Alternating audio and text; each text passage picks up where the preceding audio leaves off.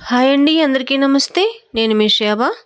ఈరోజు వీడియోలో పూర్ణం బూరెలు అంటారు కదా, అవి చాలా టేస్టీగా అనమాట. ఇవి ఎలా చేయాలో కూడా చూపిస్తాను. ఇలా చక్కగా చేసుకున్నారనుకోండి, కడుపు నిండా ఇంట్లో అందరూ తినేయచ్చు అనమాట. చాలా చక్కగా చేసుకోవచ్చు.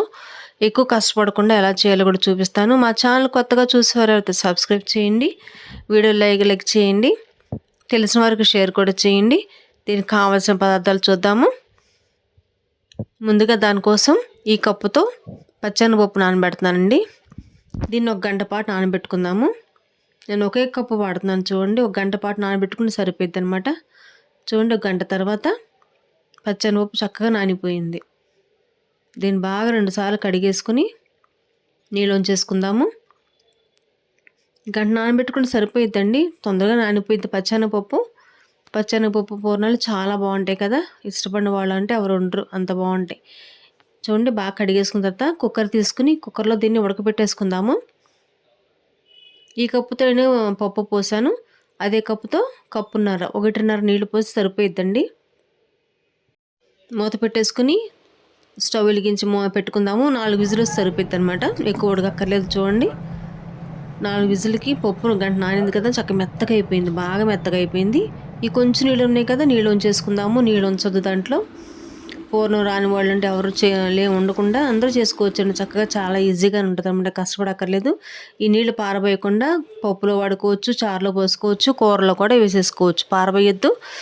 చూడండి, పప్పు ఇలా మొత్తం నీళ్ళని చొక్క లేకుండా ఉంచేసుకోవాలి. నీళ్ళు ఎక్కువ ఉన్నాయి అనుకోండి, ఉడకడానికి చాలా టైం పట్టుద్ది మనం చేసే స్వీటు. ఇంకెంత మెత్తగా అయిపోయింది చూసారా. మిక్సీ కూడా వేయక్కర్లే, ఇంకా ఇలా మెత్తగా చేసుకోవాలి దీన్ని. దానిలో తీపి కోసం మనం బెల్లం వాడుతున్నాము. అదే కప్పుతో కప్పు బెల్లం. కప్పు మీద కొంచెం ఎక్కువ పోసుకోండి, సరిపోయిద్ది. కప్పు నిండా వేసుకోండి బెల్లం.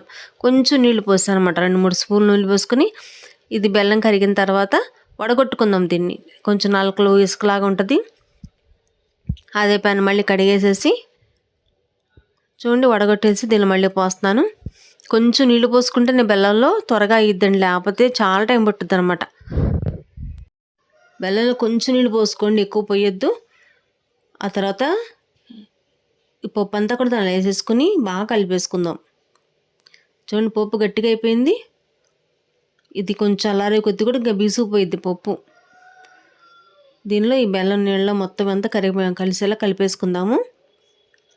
ఇంత పలుచుకుంది కదా, ఇది చిక్కగా అయ్యేంతవరకు తిప్పుకుంటూ ఉండాలన్నమాట. మంట మీడియంలో పెట్టుకోవాలి, హైలో పెట్టద్దు. ఒక 10 నిమిషాలు ఓపిక తిప్పుకుంటే దగ్గర ఉడిపోయింది. దీనిలోకి యాలకుల పొడి వేసుకుని బాగా కలిపెట్టుకుందాము. దీనికి ఒక స్పూన్ వేసుకుందాము. చూడండి, ఎంత దగ్గరగా అయిపోయింది చూసారు, గట్టిగా అవుతుంది కదా. ఇలా అయితే సరిపోయిద్ది. మనం దింపి చల్లబెట్టుకున్నాం అనుకోండి, గట్టిగా అయిపోయింది. ఇంకప్పుడు తర్వాత ఇబ్బంది ఏం కాదు మనకి. ఇందా పలచగా ఉంది, ఇప్పుడు గట్టిపడిపోయింది కదా. ఇలా ఏంది తిప్పుకుంటూ ఉండాలన్నమాట బాగా. చూడండి, అయిపోయింది. స్టవ్ ఆపేసుకుని దీన్ని చల్లారబెట్టేసుకుందాం. చల్లారేంత వరకు ఉంచుకున్నాం అనుకోండి, గాలికి గట్టిగా అయిపోయింది. చూడండి, చల్లారిపోయిన తర్వాత చేతులకి నెయ్యి కానీ నూనె కానీ రాసుకుని చూసారు అంత గట్టిగా అయిపోయిందో. ఇలా బీసుకుపోయిద్ది. పలసగా ఉందని ఏం భయపడక్కర్లేదు. మీకు ఎంత ఉండలు కావాలంటే చేసుకోవచ్చు. నేను పెద్ద నిమ్మకాయ ఎంత ఉండ చేస్తున్నాను. ఇలా చేసి పెట్టేసుకోవాలి.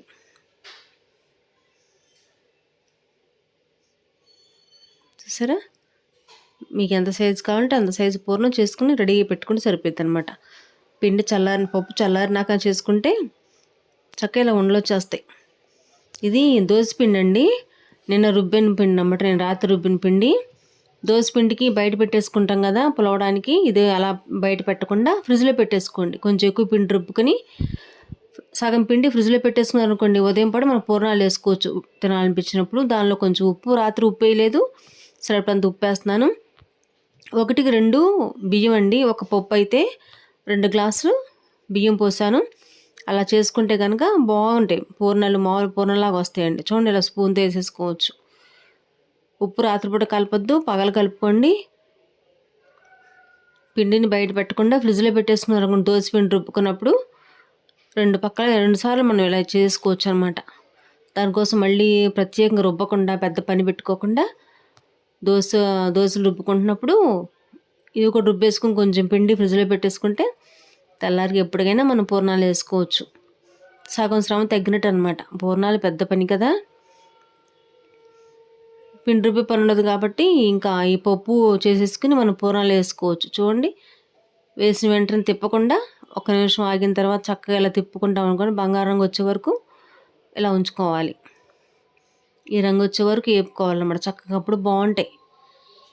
దోసపిండితో ఇలా చేసుకోండి, ఇది కూడా చక్కగా బాగుంటాయి, క్రిస్పీగా వస్తాయండి పూర్ణాలు. ఇలాగ అన్నీ వేసుకోవాలి, చాలా బాగుంటాయి అన్నమాట. తక్కువ టైంలోనే చక్కగా పూర్ణాలు చేసి చక్కగా తినేయచ్చు. పిండి ఉంటే కనుక ఒకసారి పిండి రుబ్బుకొని పప్పు ఉడకబెట్టుకుని చేసుకుని చాలా పని అయితే, అలా చేయకుండా అలా చేయండి, చాలా బాగుంటాయి. పైన కరకరలాడుతూ ఉంటాయి అన్నమాట. చూడండి ఎంత బాగున్నాయో, మామూలు పూర్ణాలు లాగానే చక్కగా పైన క్రిస్పీగా కరకరలాడుతూ ఉంటే లోపల మెత్తగా ఉంటాయి, చాలా బాగుంటాయి. ఇలా చేసుకోండి, ఎక్కువ శ్రమ పడకుండా. ఈ వీడియో నచ్చితే కనుక ఒక లైక్ ఇవ్వండి, షేర్ చేయండి, సబ్స్క్రైబ్ చేయండి. వీడియో చూసినందుకు థ్యాంక్ యూ. బాయ్.